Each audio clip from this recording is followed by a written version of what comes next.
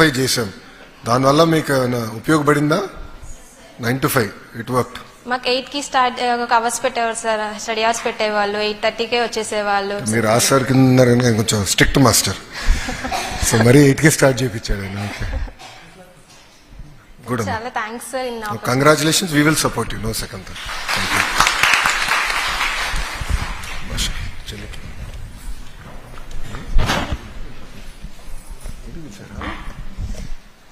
గౌరవనీయులు శ్రీ నారా లోకేష్ గారికి మరియు ఇక్కడికి విచ్చేసిన ఉపాధ్యాయులకు, తల్లిదండ్రులకు అందరికీ నా నమస్కారం. నా పేరు జంగా కీర్తన. నేను ఏపీ మోడల్ స్కూల్ దేశవరం నుంచి వచ్చాను. నేను చదువుకుంటున్నప్పుడు చాలా పెద్ద సిచ్యువేషన్ ఫేస్ చేశాను సార్. చెవు సరిగ్గా వినిపించాం, లెసన్స్ వినలేని సిచ్యువేషన్, ఎలా చదవాలో కూడా తెలియదు.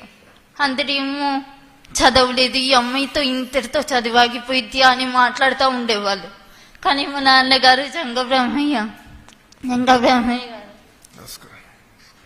చాలా ప్రోత్సహించారు సార్. పక్కనే ఉండి నువ్వు ఎవరిని పట్టించుకోవద్దు, నువ్వు ఖచ్చితంగా సాధించగలుగుతావు, బాగా చదువుకోవాలి, మంచి మార్కులు తీసుకొచ్చుకోవాలి. మరియు మా ప్రిన్సిపల్ మేడం శ్రీమతి వెలంగని మేరీ గారు పక్కనే ఉండి ప్రతి నిమిషం గమనిస్తూనే ఉంటారు, ప్రతి క్షణం వచ్చి మాట్లాడుతూనే ఉంటారు. ఎలా చదువుతున్నావు, చెప్పేది అర్థం అవుతుందా లేదా, నీకు అర్థం కాకపోతే పక్కనున్న వాళ్ళని అడిగి తెలుసుకో. ఇంటికి వెళ్ళి వెంటనే ఇంటి దగ్గర ఉండి రోజు నాన్నగారు పక్కనే ఉంటారు. హాస్టల్ కూడా పంపించలేదు నన్ను, పక్కనే ఉండి ఎలా చదువుతున్నా, అసలు ఏం జరుగుతుంది మొత్తం నాకు చెప్పు, నేను చూసుకుంటాను, నువ్వేమీ ఆలోచించొద్దు. ఏ సిచ్యువేషన్ వచ్చినా, ఎంత పెద్ద సమస్య వచ్చినా నా దాకా ఎవరు తీసుకురాలేదు, నేను ఎక్కువ ఆలోచిస్తాను అని. వాళ్ళే ఫేస్ చేశారు అన్నిటినీ. నార్మల్గా ఉండాలి, బాగా చదువుకో అని. చుట్టుపక్కల చూసే వాళ్ళందరూ చాలా అనుకున్నారు సార్ చదవలేను అని. ఇంతటితో అసలు చెప్పలేని సిచ్యువేషన్. ఇంట్లో ఉండి ఇంట్లో ఉండి చదువుకుంటూ ఉన్నాను. ఇప్పుడు ఈ రోజు 902 మార్కులు తీసుకొచ్చుకొని ఇన్ని సమస్యలు ఎదుర్కొని ఈ రోజు ఇక్కడ నిలబడి మాట్లాడుతున్నాను. అస్సలు ఎక్స్పెక్ట్ చేయలేదు నీ మార్కులు వస్తాయని. ఇప్పటికి కూడా ధైర్యమే లేదు మాట్లాడటానికి.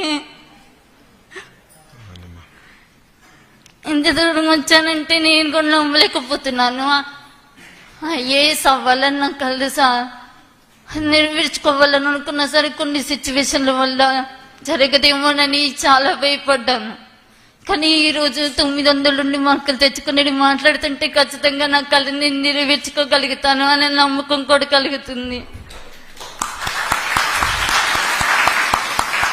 కేవలం చదువుకోవటానికి మీరు కొంచెం సహాయం చేస్తే తప్పనిసరిగా బాగా చదువుకోగలన నమ్మకం మాత్రం నాకుంది. ఎంత దూరమైనా చదువుతాను, చదవాలన్న నమ్మకం చాలా ఉంది సార్.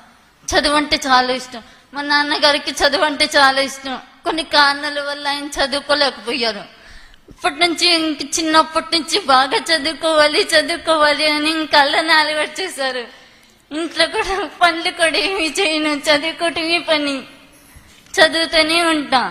బాగా చదువుకోవాలి, ఇంకదొక్కటి నేర్పించారు. ఇప్పటికి కూడా లెసన్స్ అర్థం కాకపోయినా అసలు మాటలు కూడా అర్థం కావు. వాళ్ళు మాట్లాడుతూ ఉంటే వాళ్ళని చూసి వాళ్ళు ఏం మాట్లాడుతున్నారా అని తెలుసుకోవటం. ఇప్పటికి కూడా ఇంతమంది మాట్లాడారు, నాకేం తెలియదు, నేను నార్మల్ గానే ఉన్నాను. నేను కొంచెం చూపించుకొని బాగా చేయించుకోవాలి సార్. అది నా బాధ్యత తల్లి, మేము మాట్లాడుకున్నాం.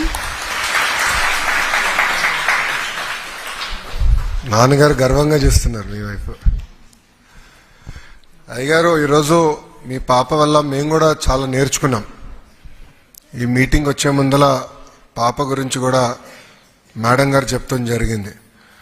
ప్రిన్సిపల్ సెక్రటరీ గారు కూడా మాట్లాడి అసలు ఇది కూడా మనం ఎట్లా మిస్ అవుతున్నాం, ఇట్లయితే ఎట్లా మనం ప్రభుత్వం అంటున్నాం, ఇన్ని కార్యక్రమాలు చేస్తున్నాం, ఇది ఎట్లా మిస్ అయ్యామని మేము చర్చించాం. ఒక మాటలో చెప్పాలని మీ పాపలో మేము చాలా నేర్చుకున్నాం. అంటే ఎన్ని లోటుపాట్లు ఉన్నాయి వ్యవస్థలో, ఏం చేయాలని దానిపైన ఒక కార్యక్రమం ఇప్పుడు చేపడతాం. వచ్చే సంవత్సరం నుంచి ఇట్లాంటి హియరింగ్ ఇబ్బంది ఉన్న పిల్లలకి వాళ్ళకి మెరుగైన మెషిన్లు ఎట్లా అందజేయాలి, టెస్టింగ్ ఎట్లా చేయాలి, కంటి చూపు కూడా ఇబ్బంది ఉన్న వాళ్ళకి ఎట్లా చేయాలనేది మేము వాస్తవం నేర్చుకున్నాం, తెలుసుకున్నాం. వచ్చే సంవత్సరం నుంచి అంటే ఈ జూన్ మాసం నుంచి అది అమలు చేస్తాం. సో మీ పాప దగ్గర నుంచి మేము నేర్చుకున్నాం ఈరోజు ఒక మాటలో చెప్పాలని. Thank you. తల్లిదండ్రులు ఎవరు మాడతారా?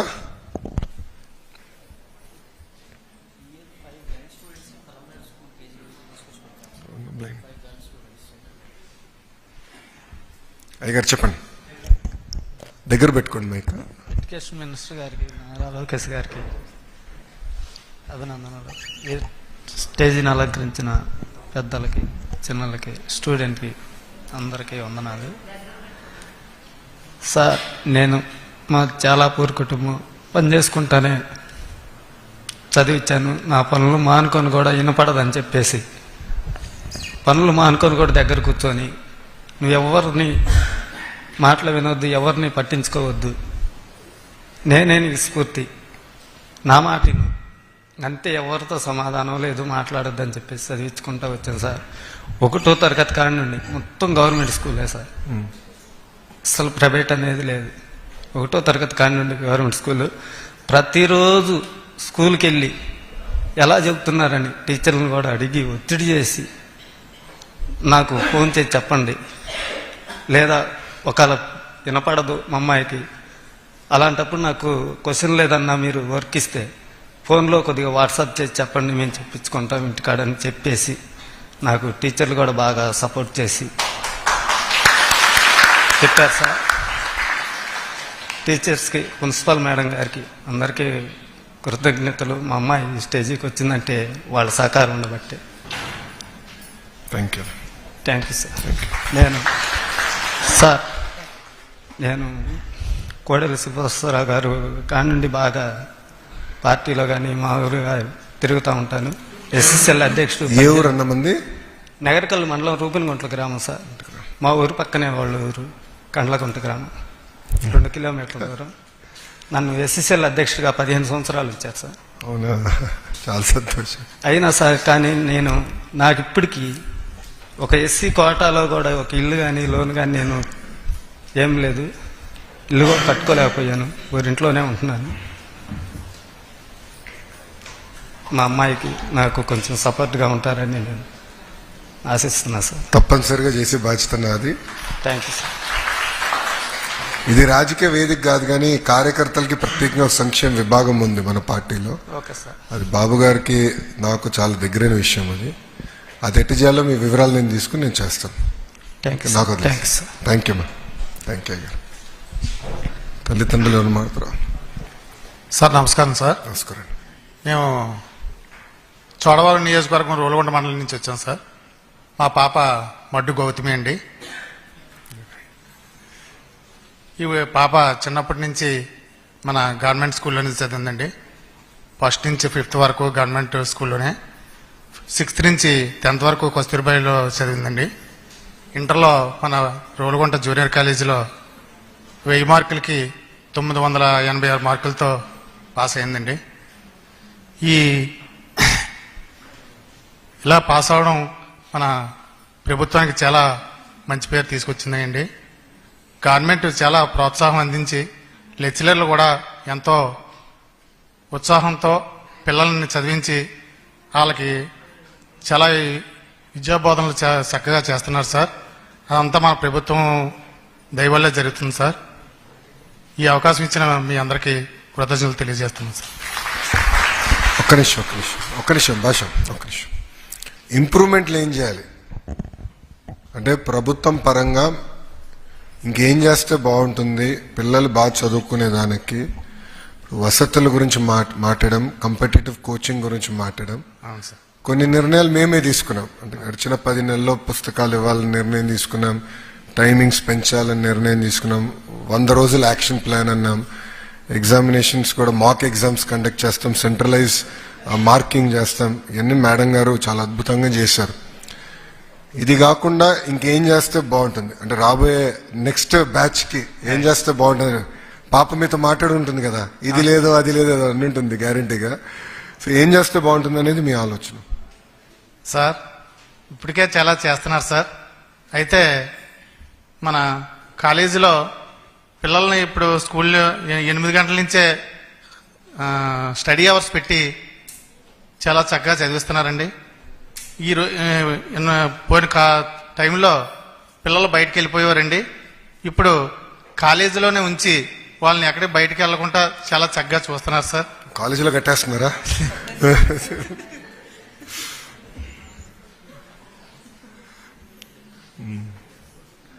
సో మార్పులు చేర్పులు చేయాల్సిన అవసరం లే. ఇప్పుడు ఏదైతే చేస్తున్నావు అది పకడ్బందీగా చేయాలి. ల్యాబ్స్ అదేవిధంగా మీరు అడిగింది ల్యాబ్స్, కాంపిటేటివ్ ఎగ్జామ్స్ కి కోచింగ్, మ్యూజిక్ వసతులు, కొన్ని టాయిలెట్లు కానీ ఇవన్నీ చేస్తే బాగుంటుందని ప్రధానమైన కోరిక. అవును సార్. ఫేర్ అన్న, థ్యాంక్ యూ.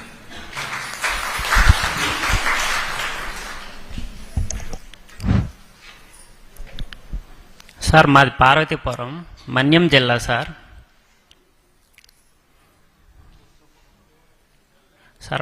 సార్ మాది పార్వతీపురం, మన్యం జిల్లా.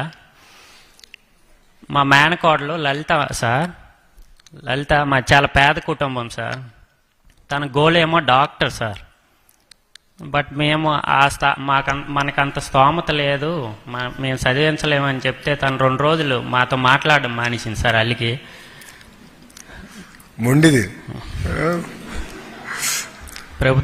ప్రభుత్వం తరపున సహాయ సహకారాలు అందించి తన ఫర్దర్ స్టడీకి సహాయ సహకారాలు అందించాలని కోరుతున్నాను సార్. నేను కూడా డిఎస్సి ఆస్పిరెంట్ని sir. Eagerly waiting sir DSC. రాజకీయంగా నేను చేయాల్సినంత చేశాను. ఈరోజే వచ్చేటప్పుడు మాట్లాడా సార్తో, విజయ్ సార్తో మేము మాట్లాడాము. డేట్స్ త్వరలో వస్తుంది, అంటే ఇంకొక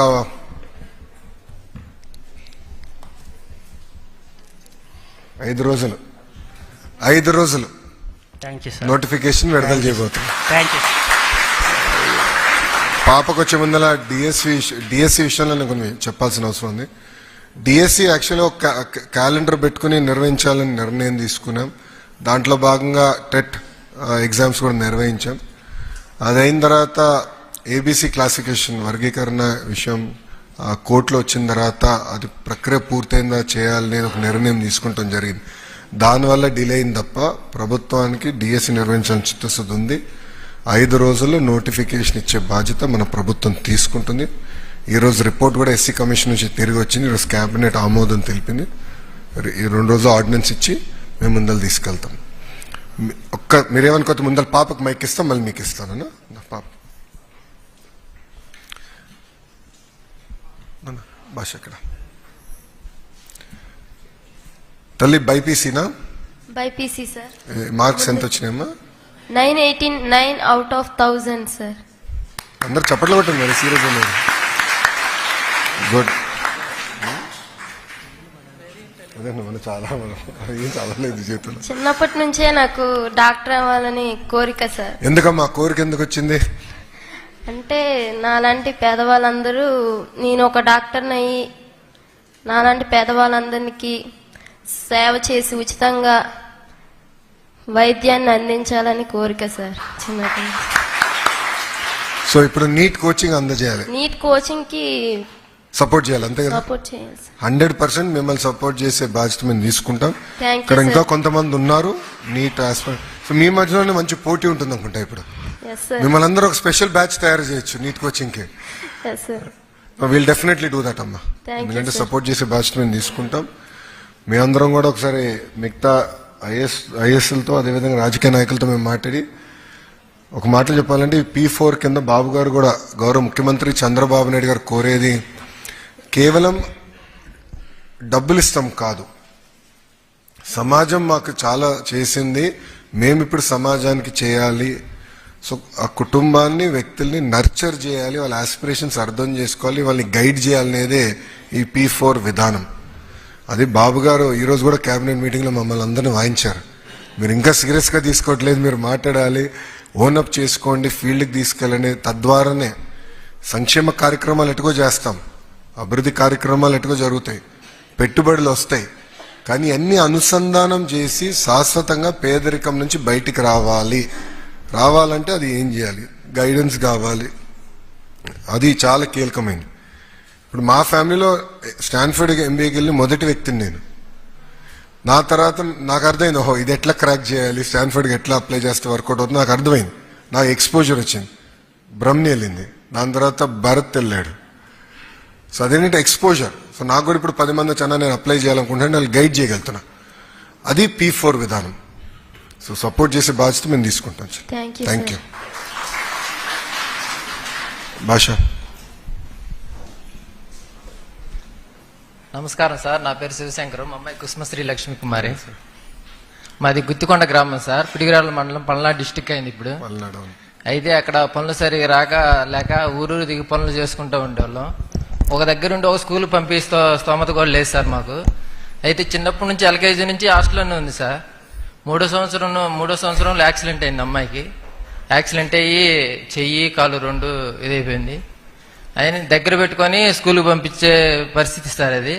కానీ ఆ స్తోమత లేక ఊరు తిప్పుకుంటా చదువు సరిగా అందదని హాస్టల్లో వేసేస్తాను సార్.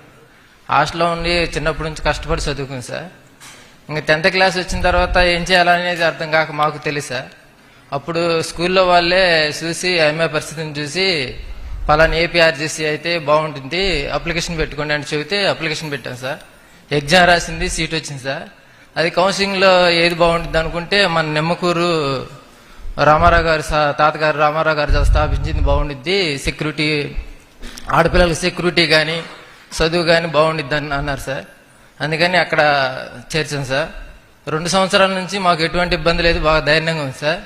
ఫస్ట్ సంవత్సరంలో మార్కులు తగ్గినాయి సార్, అయినా ఈ సంవత్సరంలో బాగా వచ్చేసింది. అంటే మన సౌకర్యాలను బట్టి బాగా వచ్చింది సార్. కాకపోతే ఇప్పటి నుంచి ఏం చేయాలనేది అర్థం కావట్లేదు సార్. ఇంకా డబ్బు పెట్టి చదివించే స్తోమత నా దగ్గర లేదు, మీరే ఏదైనా సాయం చేస్తారని కోరుకుంటున్నాను. నా అవసరం లేదు, పాపే బాగా చదివింది, మెరిట్లో గ్యారెంటీగా సీట్ వస్తుంది. అదే సార్. కానీ ఒక విషయం చెల్లి, తల్లిని చూడు ఒకసారి, నవ్వుతూ ఉంది. అది మా సో మనం నమస్కారం సార్. మీరు పడిన కష్టం అంతా చూడండి. ఇంకా 2 ఉన్నారు సార్ పిల్లలు, ఉండయని ఏం చుట్టూ తిరుగుతా అన్నీ అయిపోయినాయి సార్. పాప కన్నా చిన్న పిల్ల, చిన్నోళ్ళు ఉన్నారు సార్, 2 పాప పెద్దది. కానీ పాప చుట్టూ తిరుగుతా మాకు ఉండడానికి ఇల్లు కూడా లేదు సార్, అన్నీ అయిపోయినాయి. పాపకి ఎప్పుడు హాస్పిటల్ చుట్టూ తిరుగుతూ ఉండాలి. నాకు కన్ను కనిపించదు సార్, బాగోలేదు, యాక్సిడెంట్ అయ్యింది. మాకు ఉండడానికి ఇల్లు కూడా లేదు సార్, ఉండడానికి ఇల్లు అన్న ఏదన్నా కావాలి సార్.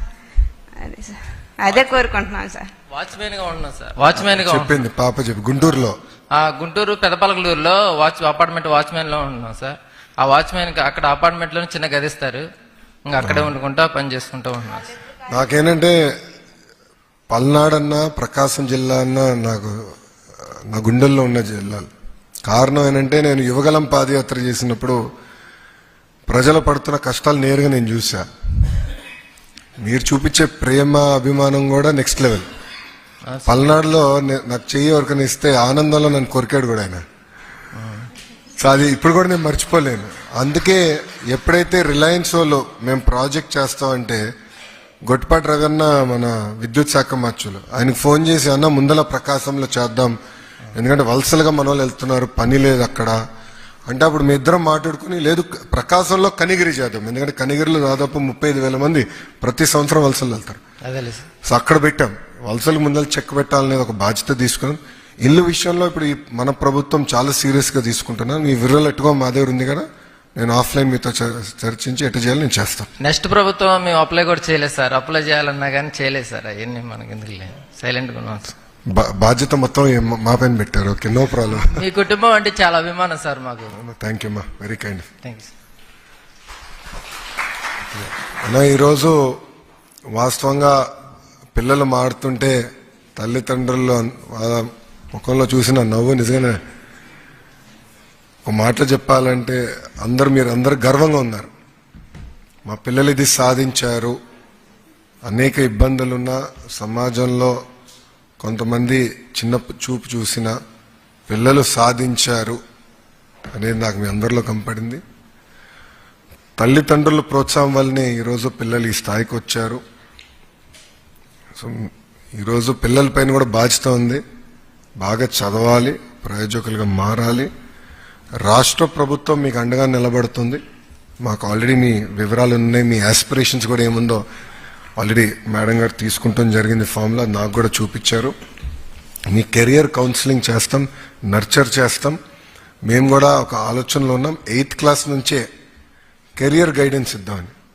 అంటే అసలు ఏం చేయొచ్చు, మన ఇంట్రెస్ట్ ఏంటి, ఇది సాధించాలంటే మార్గాలేంటి, అది 8th క్లాస్ నుంచే కెరియర్ గైడెన్స్ ఇస్తే బాగుంటుంది అనేది ఒక డిస్కషన్ జరిగింది. ఎస్పీడి సార్ గారు ఆల్రెడీ అది పైలట్ ప్రాజెక్ట్ చేశారు. వాళ్ళని ఈరోజు కలుస్తాను. 210 స్కూల్స్లో చేశారు. వాళ్ళు ఈరోజు నన్ను కలిశారు. Was very inspired. సో చాలా సీరియస్గా వర్క్ చేయాల్సిన అవసరం ఉంది. ఈరోజు ఒక మాట చెప్పాలంటే మీ దగ్గర నుంచి మేము చాలా నేర్చుకున్నాం. అధికారులు కానీ, మంత్రి కానీ, నేను కానీ మిమ్మల్ని కలిసిన తర్వాత ఇంకేం చేస్తే బాగుంటుంది, ఎలా చేస్తే బాగుంటుంది చాలా నేర్చుకున్నాం. ఒకటి, మేము చేసింది ఫలించింది అనేది క్లియర్గా తెలిసింది, మీ రిజల్ట్స్ తెలిసినాయి. కొంతమందికి ఇంక్రిమెంటల్ ఇంప్రూవ్మెంట్ వచ్చింది, కొంతమంది కంప్లీట్ చేంజ్ వచ్చింది. అంటే ఇచ్చే మెటీరియల్ బట్టి, ఇచ్చే ప్రోగ్రామ్ బట్టి, ఓరియంటేషన్ బట్టి. సో డైరెక్షన్ కరెక్ట్ అని అర్థమైంది. కొన్ని ఫైన్ ట్యూన్ చేసుకుంటే ఇంకా రాబోయే బ్యాచెస్, మీ తర్వాత వచ్చే బ్యాచెస్ చాలా మెరుగుపడతాయని మేము అనుకుంటున్నాం. వాళ్ళకి ఒక అవకాశం వస్తుందని అనుకుంటున్నాం. దానికి మీ అందరికీ నా హృదయపూర్వక ధన్యవాదాలు తెలుపుకుంటూ, ఈరోజు మీ సక్సెస్ ప్రభుత్వంతో పాల్పంచుకుంటాం, మీ అందరం కూర్చుని ఉంటాం అనేది నిజంగానే చాలా చాలా ఆనందంగా ఉంది. ముందు ముందు మీరు ప్రయోజకులుగా మారాలి. మీ career you should dream big, aim high. కానీ ఎక్కడి నుంచి మొదలైందో మర్చిపోకూడదు. ప్రభుత్వం ఏం చేసిందో మర్చిపోకూడదు. పార్టీలు, రాజకీయ పార్టీలు అధికారంలో ఉంటే శాశ్వతం కాదు, కానీ ప్రభుత్వం అనేది శాశ్వతం. ప్రభుత్వం తీసుకున్న నిర్ణయాలు శాశ్వతం. ఈరోజు నిమ్మకూరు స్కూల్ గురించి మాట్లాడడం, మెటీరియల్ గురించి మాట్లాడడం, మిడ్ డే మీల్స్ గురించి మాట్లాడడం. సో ప్రభుత్వాలు తీసుకున్న నిర్ణయాలు అనేది శాశ్వతం. అది సక్రమంగా నడిపించాలి, ముందలు తీసుకెళ్లాలని మాకు అర్థమైంది. చాలా సీరియస్గా తీసుకోవాల్సిన అవసరం ఉందని మాకు అర్థమైందని మీ అందరు తెలుపుకుంటూ, నాకు అవకాశం ఇచ్చిన మీకు, మీ తల్లిదండ్రులకి నా హృదయపూర్వక ధన్యవాదాలు తెలుపుకుంటూ మీ దగ్గర నుంచి సెలవు తీసుకుంటున్నా. అందరికీ నమస్కారం. జై హింద్. ఇప్పుడు ఎట్లా చేద్దాం ఫెలిసిటేషన్? ఒక్కొక్కరిని పిలిచి తల్లిదండ్రులు రమ్మంటారా? ఓకే, ఓకేనమ్మా, చెప్పమ్మా.